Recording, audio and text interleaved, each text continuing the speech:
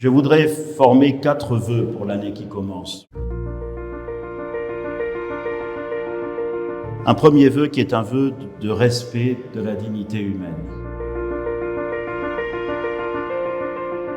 Je pense d'abord aux pauvres.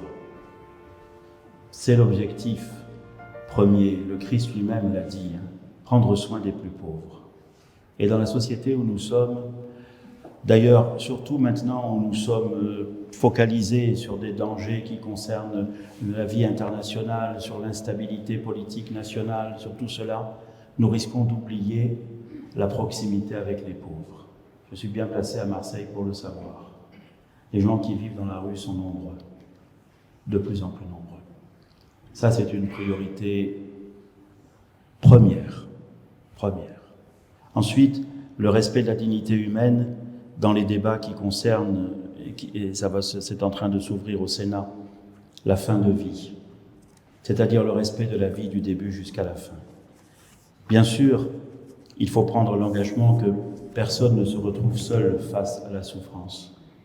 Il existe déjà des lois pour cela, la loi Klein-Leonetti, il existe déjà les soins palliatifs, nous pouvons augmenter cela. Quel besoin y a-t-il à faire une autre loi où les mots sont employés à contresens? Il faut défendre la dignité de la vie humaine et ne pas galvauder les mots sympathiques de fraternité pour des objectifs qui vont à l'envers. Ici, il y a aussi l'importance pour nous de soutenir les personnes qui sont victimes du narcotrafic. À Marseille, on est bien placé aussi, mais nous avons franchi une étape très dangereuse, celle où on ne supprime pas par la violence des gens qui sont des opposants directs aux bandes de trafic, mais des gens que l'on veut viser parce qu'ils sont proches de ceux qui s'opposent au narcotrafic. C'était un cap a été franchi, ça veut dire que nous, il nous faut une vigilance. Je ne sais pas de quelle façon, mais il faut que nous y travaillions. Et puis, aussi, dans cet ordre-là, dans la dignité des personnes, le soutien que nous devons continuer d'apporter résolument aux victimes des violences sexuelles, que ce soit dans l'Église ou ailleurs. Nous n'avons pas fini cette lutte. Nous nous y sommes engagés et nous continuons. Et pour ça, il faut aussi que nous apprenions à travailler dans cette lutte avec des personnes qui elles-mêmes ont été victimes et qui, plusieurs années après avoir réussi à faire venir à la parole ce qu'elles avaient subi, sont aujourd'hui non plus des victimes mais des témoins. Et ces témoins peuvent aider à comprendre quels sont les dysfonctionnements des institutions, y compris de l'institution ecclésiale, lorsqu'elle a entraîné cela. Le deuxième vœu, c'est un vœu de liberté et de dialogue.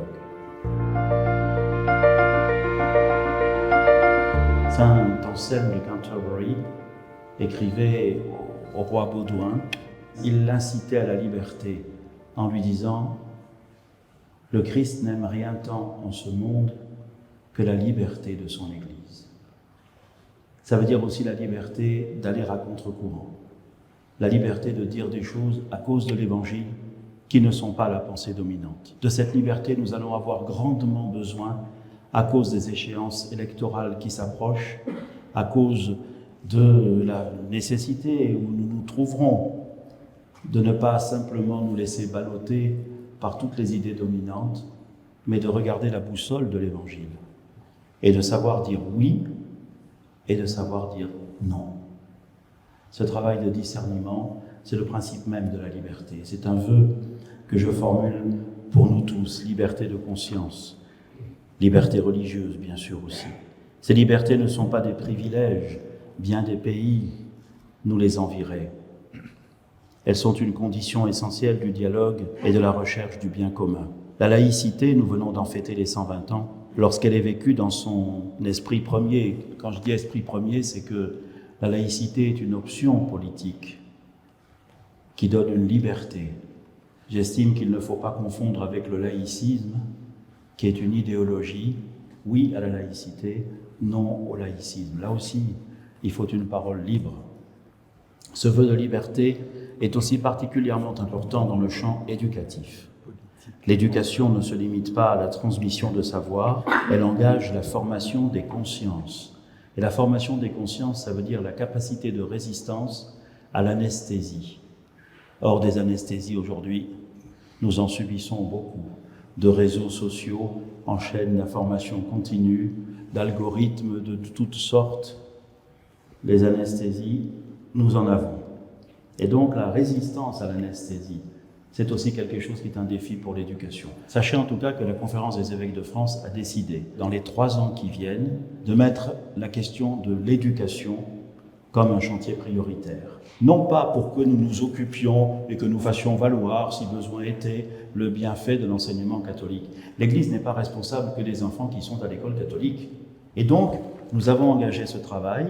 Bien sûr que ça nous obligera aussi à voir de quelle richesse, de quelle sagesse l'Église est porteuse, parce qu'il y a quand même Don Bosco, parce qu'il y a quand même beaucoup de richesses dans l'histoire ecclésiale.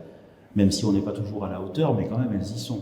Mais notre objectif, c'est aussi d'appeler, d'inviter des acteurs de l'éducation, qui ne partagent pas la foi des catholiques, mais qui sont des acteurs de l'éducation, à pouvoir, s'ils le veulent bien, travailler avec nous sur ce chantier, parce que c'est un chantier très important pour la société tout entière en France. Et un 3e vœu, c'est un vœu de discernement. Le développement rapide de l'intelligence artificielle, des outils de communication, a profondément déjà bouleversé nos manières de penser, d'informer, de décider et aussi de combattre. Comme fait des ravages l'utilisation de l'intelligence artificielle par les armées dans le monde. Quand l'intelligence artificielle met de la distance entre celui qui tue et celui qui est tué, la conscience de celui qui tue met plus de temps à comprendre ce qu'il est en train de faire. Et donc là, nous assistons à cette distance qui se creuse et de nouveau à cette difficulté de la vigilance des consciences.